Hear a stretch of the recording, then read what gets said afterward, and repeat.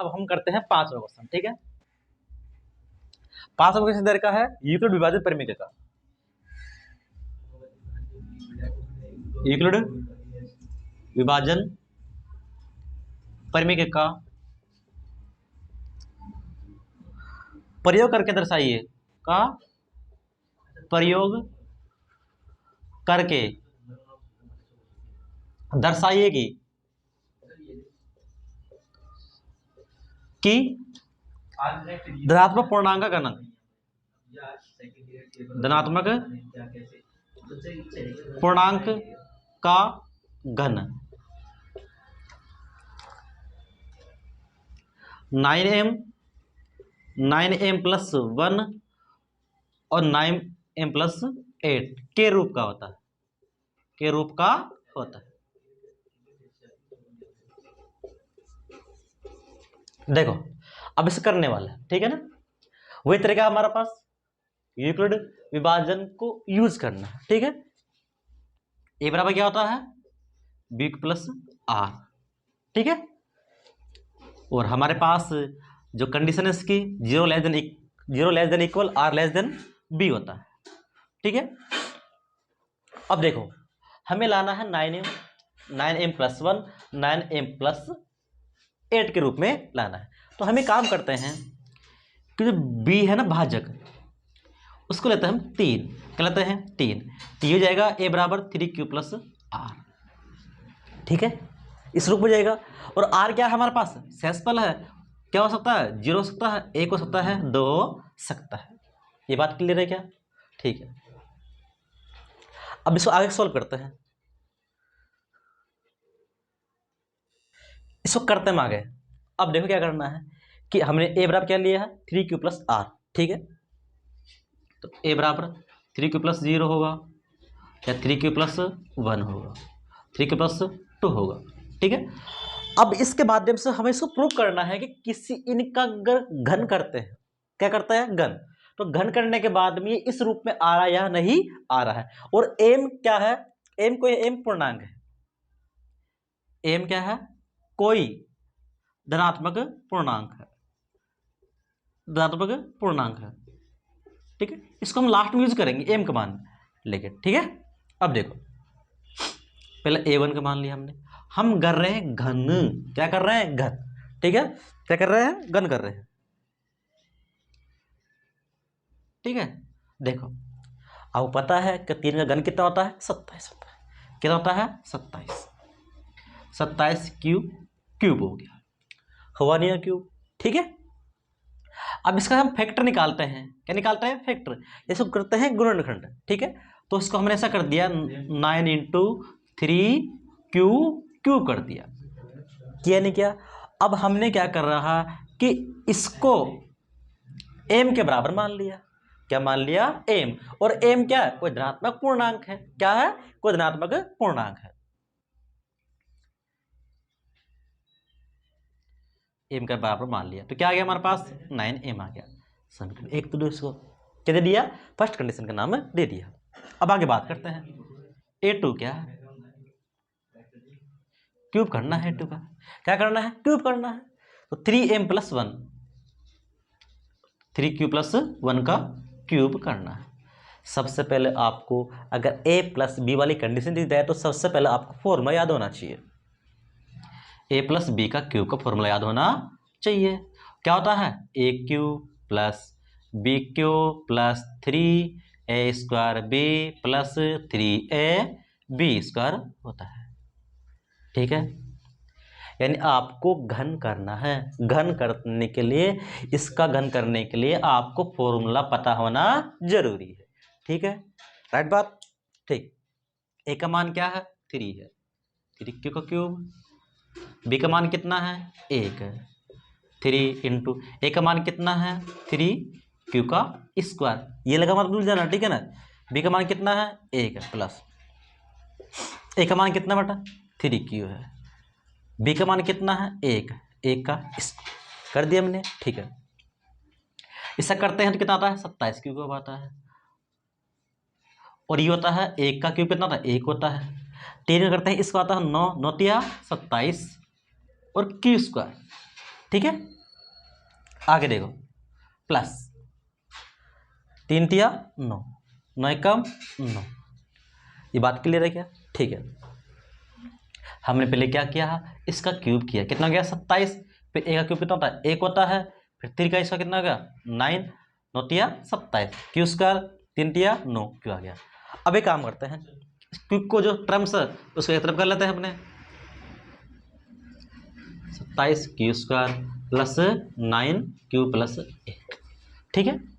अब यहां से क्या करते हैं हम 9 कॉमन निकाल लेते हैं, तो यहां बच गया 9 तिया 27 और यहां से बच गया क्यू बच गया। अब इसको हम क्या मान लेते हैं, एक एम के बराबर मान लेते हैं, किस बराबर मान लेते हैं, एम के बराबर मान लेते हैं। 3 Q Q plus 3 Q square plus Q, हमने एम के बराबर मान लिया, और एम क्या है यहाँ पे, कोई धनात्मक पूर्णांक है, क्या है धनात्मक पूर्णांक है, तो क्या आ गया 9m + 1। बताओ इस रूप में आया नहीं है, इस रूप में आ गया नहीं है, आ गया, ठीक है। आगे बात करते हैं हम 9 + 8 के लिए, अगले टर्म्स क्या हमारे पास 3q + 2 है, तो ए3 के लिए 3q + 2 का, इसका हम करते हैं घन, तो फॉर्मूला आपको पता है, ये हमेशा इसको यूज करना फॉर्मूले को, ठीक है ना। तो ए का मान कितना है 3q, q प्लस बी का मान कितना है 2 है, 2 का क्यू प्लस 3 फॉर्मूले का, ए का मान कितना है 3q स्क्वायर, ठीक है, और बी का मान कितना है 2, ठीक है, 3 फॉर्मूले का, ए का मान कितना है 3q है, बी का मान कितना है 2, 2 का स्क्वायर, 3 का क्यूब कितना होता है 27, ध्यान देना बोर्ड पे, और 2 का क्यूब कितना होता है या घन कितना होता है 8 होता है, ठीक है, ठीक है। 3 का इसका होता है 9, 9 तिया 27, 27 दूनी 54 होता है, कितना होता है 54, 54 के स्क्वायर, यहां गलती मत कर देना, ठीक है, प्लस 3 तिया 9, 2 का स्क्वायर होता है 4, 9 चौका 36, 36 क्यों आया, क्लियर यहां तक, ठीक है। इस टर्म्स को हम आगे लेके आते हैं, 27 cube plus 54 Q square 36 Q plus 8। अब देखो यहां से कुछ कॉमन दिख रहा है क्या आपको, क्या कॉमन दिख रहा है, हमें यहां से 9 कॉमन दिख रहा है, अगर 9 कॉमन निकालते हैं, ठीक है, तो 9 तिया 27 होते हैं, और 9 छिका कितना होता है 54 होता है क्यू स्क्वायर, और 9 चौका 36 होता है 4 क्यू।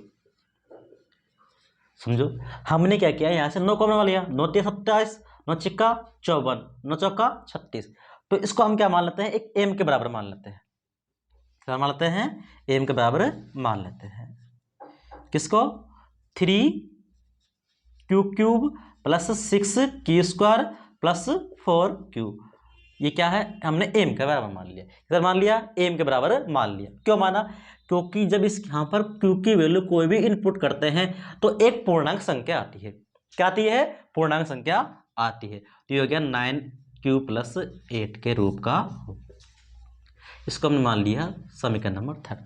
अगर समीकरण 1 और समीकरण 2 और समीकरण 3 से बात करें तो हम जानते हैं कि किसी भी संख्या का घन करने के बाद किस रूप का होगा, 9m + 1 9m + 8 के रूप का होगा। बट क्या करना है, जो आपने लिया है भाजक वो क्या होना चाहिए, 3 होना चाहिए, क्या होना चाहिए 3। अगर आपने 3 लिया है तो उसका शेष में क्या होगा 0 होगा या 1 होगा या 2 होगा, जब इनका हम घन करते हैं तो ये आता है हमारे पास। तो जो आपने क्या है ना सेकंड वाली और थर्ड वाली कंडीशन, इसको थोड़ा ध्यान से देखना है, ना कि आप कभी ज्ञान से गलती ना हो जाए, ठीक है, ठीक है। अब देखो हमने 1.1 कंप्लीट कर चुके हैं, अब आप पढ़ने वाले हम 1.2। 1.2 को पढ़ने से पहले हम कुछ यहाँ पर कुछ एस शेप और एस शेप के बारे में समझते हैं। उसको करने से पहले हमें एक चीज के बारे में पता होना चाहिए, अभाज्य संख्याओं के बारे में। किसके बारे में, अभाज्य संख्याओं के बारे में, क्योंकि इसके बारे में इसलिए पता होना चाहिए क्योंकि हमारे पास आने वाला है अभाज्य गुणनखंड। अभाज्य गुणनखंड गुणनखंड। नाम से पता चल रहा है अभाज्य गुणनखंड। इसके लिए सबसे पहले तो आपको अभाज्य संख्या के बारे में पता होना चाहिए। ठीक है, किसके बारे में? अभाज्य संख्याओं के बारे में पता होना चाहिए। अगर आप इसके बारे में जानते हो तो कभी आपका खंड गलत नहीं होगा। ठीक है, तो पहले समझते हैं कि अभाज्य संख्या होती कौन कौन सी है। अभाज्य संख्या, जो अभाज्य संख्या होती है वो होती है 2, 3, 5, 7, 11, 13, 17, 19, 23 ... ये होती है अभाज्य संख्या। ये होती है अभाज्य संख्या। ठीक है, अब देखो, अब इसके बारे में पढ़ते हैं। जब भी आपको खंड करना ना तो इन संख्याओं को ही यूज करना है। गलती से 2 के स्थान पर 4 यूज नहीं करेंगे, 3 के स्थान पर 9 यूज नहीं करेंगे। क्यों? क्योंकि वापस का फैक्टर हो जाएगा, वापस से हो जाएगा गुणनखंड हो जाएगा वो। ठीक है, तो जब भी हमें गुणनखंड करना है तो हमेशा हमें अभाज्य संख्या का ही यूज करना है। इस चीज का ध्यान खासकर रख। ठीक है, जैसे मान लो मैंने लिया यार 12 लिया, 12 लिया। ठीक, सबसे पहले जितना हो सके छोटा नंबर का भाग दो। अगर उसका नहीं जा रहा तो अगले नंबर का चेक करो, उसका नहीं जा रहा तो अगले का चेक। यानी चेक करना है हमें इसको। 2 का भाग दिया तो 6 की 12, 2 तिया 6, 3 एकम 3। तो ये हो गए इसके खंड। क्या हो गए? खंड हो गए। बात क्लियर है क्या? ठीक है, तो इसको लिखना है हमें गुणनखंड के रूप में, गुणनखंड के रूप में। तो इसके टुकड़े लिखते हैं 2 × 2 × 3। आप इसको ऐसा भी लिख सकते हो, जब किसी आधार समान होने पर घातें जुड़ जाती है। ये बात क्लियर है? तो हम इसको ऐसा भी लिख सकते हैं। ये बात क्लियर है क्या? ठीक है, अब आगे समझते हैं। देखो, एक हमारे पास यहां एक फॉर्मूला होता है। कौन सा फॉर्मूला होता है? जब हमें किसी की जांच करनी है, अगर आपको एचसीएफ दे रखा है, एलसीएम दे रखा है, अगर जांच करनी है, क्या गिवन आपके पास? अगर एचसीएफ दे रखा है, एलसीएम दे रखा है, अगर आपको जांच करनी है तो आपको पहले तो ये दोनों के बारे में पता होना चाहिए कि एचसीएफ क्या होता है, एलसीएम क्या होता है। तो हम एचसीएफ को और एलसीएम को समझते हैं, एलसीएम को समझते हैं। जब भी आपको एलसीएम और एचसीएफ निकालना है तो निकालना है 2 संख्याओं से अधिक में, एक संख्या में नहीं निकलने वाला। हमेशा निकलता है एचसीएफ 2 या 2 से अधिक संख्याओं में एचसीएफ और एलसीएम निकलता है। जिसे हम एग्जाम्पल के माध्यम से समझते हैं इसको। जैसे मान लो लिया हमने 12 लिया और 15 लिया, इसे समझते हैं हम एलसीएम और एचसीएफ समझते हैं। तो सबसे पहले आपको खंड करना है। क्या करना है? खंड करना है। 2 का भाग दिया, 3 एकम 3। फिर निकालते हैं 15 के, तो 15 में तो 2 का भाग जा रहा नहीं, किसे देंगे? 3 का, 3 पंजो 15। फिर निकला है सब फैक्टर कितना होता है? 2 × 2 × 3, 15 का होता है 3 × 5। ठीक, अब निकालना क्या हमें? एचसीएफ निकालना है और एलसीएम निकालना है। ठीक है, तो जो एचसीएफ होता है ना वो होता है हाईएस्ट कॉमन। क्या होता है? हाईएस्ट कॉमन, यानी कितना कॉमन अधिकतम नंबर आ रहा है। तो देखो हाईएस्ट यहां पर यही कॉमन आ रहा है। क्या आ रहा है? यही कॉमन आ रहा है। आ रहा नहीं आ रहा? भाई 2 तो होगा नहीं क्योंकि 2 नीचे नहीं है। तो इसका जो एचसीएफ आया वो कितना आया? 3 आया है। क्या है? 3। यानी एचसीएफ वो नंबर होता है जो दोनों में भाग चला जाए। क्या? एचसीएफ वो नंबर होता है जिसका दोनों में भाग चला जाए, वही हमेशा हमारा एचसीएफ कहलाता है। क्या कहलाता है बेटा? एचसीएफ कहलाता है जिसका दोनों में भाग चला जाए। ठीक है, एलसीएम की बात करते हैं, जो अधिकतम बार रिपीट हो या अधिकतम बार आए वही कहलाता है हमारा एलसीएम। 2 × 2 × 3 × 5, 5 दिया 15, 15 दूनी 30, 30 दूनी 7। यानी कहने का मतलब एलसीएम है ना, वो एलसीएम वो आता है जिसके अंदर 12 और 15 दोनों का भाग चला जाए। समझे? यानी एलसीएम वो होता है जिसके अंदर संख्याओं का भाग चला जाए। क्या हो? संख्याओं का भाग चला जाए, वही होता हमारा एलसीएम। और एचसीएफ होता है जो जिसका संख्याओं में भाग चला जाए, वही होता है हमारा एचसीएफ। इस बात को ध्यान से समझना। ठीक है, आगे बात करते हैं। एचसीएफ और एलसीएम निकालने के लिए सबसे पहले आपको गुणनखंड के बारे में पता होना चाहिए। सबसे पहले आपको गुणनखंड निकालना है और इसको हमें इसके हिसाब से लिखना है। ये बात क्लियर समझ में आई नहीं है? ठीक है। अगर आपको एलसीएफ और एलसीएम निकाल लिया, दो चीज आपने निकाल ली, जैसे मान लो कोई आपको दो संख्या दे रखी है, क्या दे रखा है? दो संख्या दे रखी है। जैसे मान लो फर्स्ट संख्या दे रखी है और सेकंड संख्या दे रखी है, फर्स्ट संख्या दे रखी है और सेकंड संख्या दे रखी है। आपसे पूछ सकता है कि बताओ, जांच कीजिए कि एचसीएफ और एलसीएम क्या फर्स्ट संख्या एंड सेकंड संख्या के बराबर होता या नहीं होता। तो जब भी जांच की बात आए, किस बात आए है? जांच की, तो फर्स्ट संख्या इंटू सेकंड संख्या बराबर होता है एचसीएफ इंटू एलसीएम होता है। बात क्लियर है क्या? इस फॉर्मूले को ध्यान में रखना है कि जब भी आपको दो संख्या दे रखी है, एचसीएफ निकलवा रहा है, एलसीएम निकलवा रहा है और जांच करने के लिए बोल रहा है, तो आपको याद करना है कि फर्स्ट संख्या इंटू सेकंड संख्या बराबर होता है एचसीएफ इंटू एलसीएम। यानी पहली संख्या इंटू दूसरी संख्या बराबर होता है एचसीएफ इंटू एलसीएम। बात क्लियर बेटा? ये आपको पता होना चाहिए। ठीक है, यहां तो कोई दिक्कत है? आगे चले? ठीक है, चलो आगे बात करते हैं। अब आगे इसमें एक क्वेश्चन दे रखा है फर्स्ट, उसने बोला है क्या है कि कोई संख्या दे रखी है, उस संख्या के अभाज्य गुणनखंडों को, अभाज्य गुणनखंडों को गुणनफल के रूप में लिखना है। ठीक है, तो हम आगे क्वेश्चन करते हैं। देखो ध्यान समझना, समझ में नहीं आए ठीक है तो वीडियो को पॉज कर लेना और रोक के इसको दोबारा देख लेना। फिर भी नहीं आए समझ में तो कमेंट में मैसेज जरूर करना, मैं आपके लिए दोबारा कोशिश करूंगा।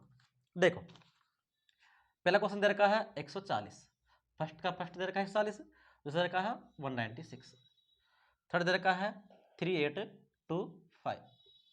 हम इन क्वेश्चन को करते हैं, समझो ध्यान दो बोर्ड पे।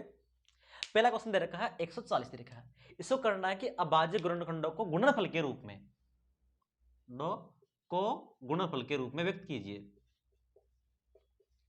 फल के रूप में। ठीक है बच्चों, देखो ध्यान दो, ये आपको 5th class 6th class 7th class 8th class 9th class 10th class आपने पढ़ा होगा। ठीक है, तो देखो हम निकालते हैं अभाज्य गुणनखंड के माध्यम से। किसके माध्यम से बताओ? अभाज्य गुणन के माध्यम से। तो सबसे पहले मैंने आपको सिखा रखा कि सबसे पहले 2 का भाग देना है। किस भाग देना है? 2 का। तो 7 14, 0 का 0। फिर दिया है 35 बार, 35 दूनी 70। अब 2 का भाग नहीं जा रहा है तो किसका देंगे? 7 का या 5 का? पहले 5 का देंगे, पहले छोटी संख्या 5 आती पहले, तो 5 5 7 35, 7 एकम 7। ठीक है, हो गया इसका गुणनखंड।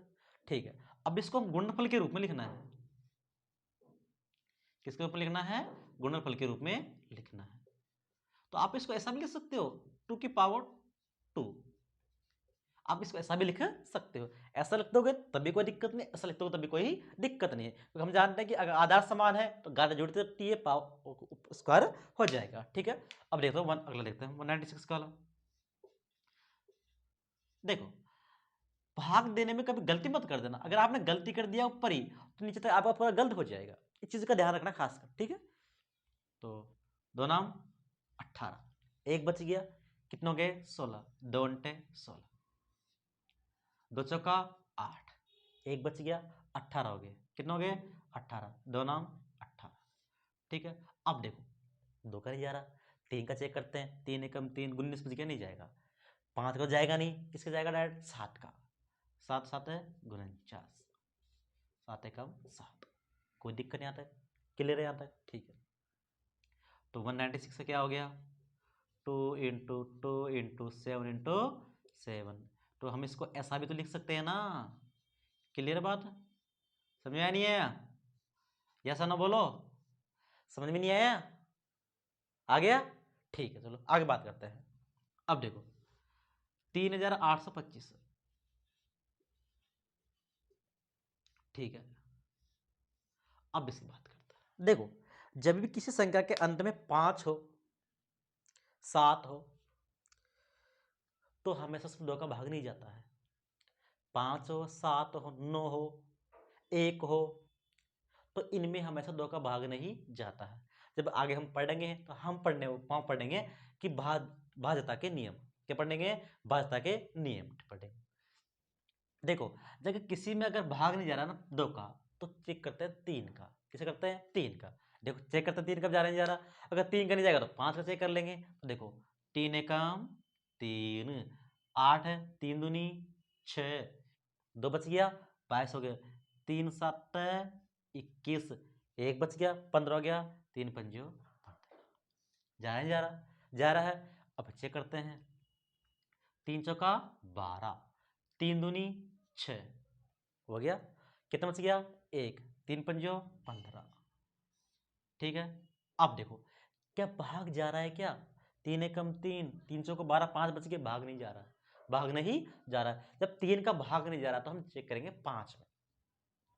5 का भाग दिया, 5 अंटे 40, कितना बच गया? 2, कितना हो गया? 25, 25। ठीक है। 8 पंजो 40, 2 बच गया, कितना हो गया? 25, 25 हो गया। क्लियर बात? अब किससे जा रहा है? उसका देंगे किसका? 5 का। 5 एकम 5, कितना बच गया? 3, कितना हो गए? 35, 5 7 35, और 17 एकम 17। ठीक है। तो क्या हो गया इसके गुणनखंड? 3 × 5 × 5 × 70। इसको हम ऐसा भी तो लिख सकते हैं ना, इसको हम ऐसा भी लिख सकते हैं। ठीक है। कोई डाउट? समझ में आया नहीं आया? ठीक है।